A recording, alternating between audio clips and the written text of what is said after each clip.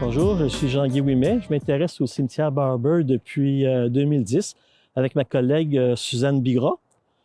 On l'a découvert par curiosité parce qu'on parlait d'un cimetière qui était sur cette rue de l'Épée. La première fois qu'on a passé, on ne l'a pas trouvé parce qu'on ne pouvait pas voir les pierres tombales. Donc, on a dû revenir pour découvrir ce cimetière dont la plus vieille pierre tombale date de 1836.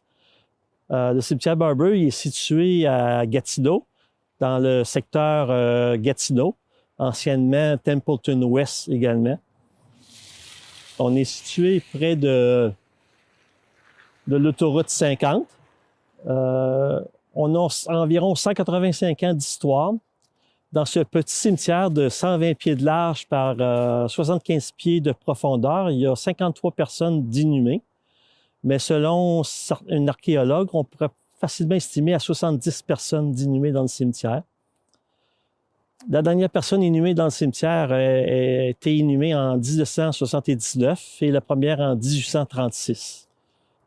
Moi, bien collègue, étant généalogiste, on était curieux en lisant les noms sur les pierres tombales. On a commencé à faire de la recherche historique pour découvrir que c'était un cimetière familial de la famille Barber, mais également la famille Barber, Langford.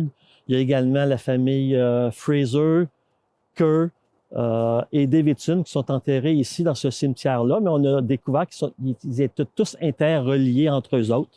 C'était vraiment un clan.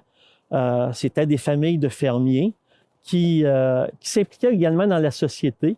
Il y en a qui ont été maires, qui ont été conseillers municipaux, juges de paix, commissaires d'école.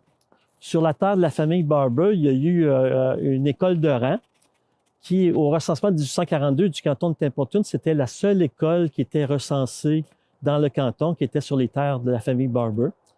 Il y a également une petite église méthodiste qui était sur les terres de la famille Barber des années 1870, parce que c'était une famille de méthodistes. C'est pour ça qu'ils ont leur propre cimetière familial.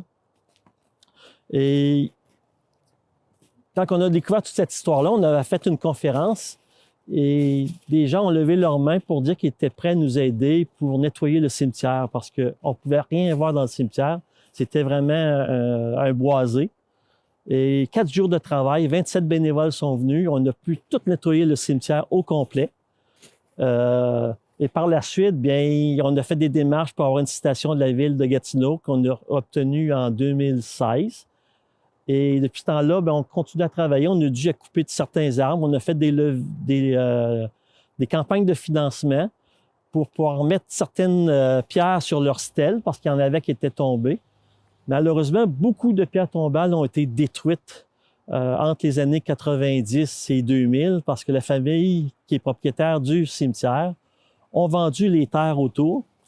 Et pendant environ 10 ans, ces terres-là n'ont pas été utilisées du tout. Donc, il y a eu beaucoup de vandalisme au cimetière, malheureusement. Là, on essaie de préserver les pierres qui restent et de faire revivre un peu l'histoire de ces pionniers-là du canton de Templeton, qui étaient des fermiers, mais qui s'impliquaient dans la société.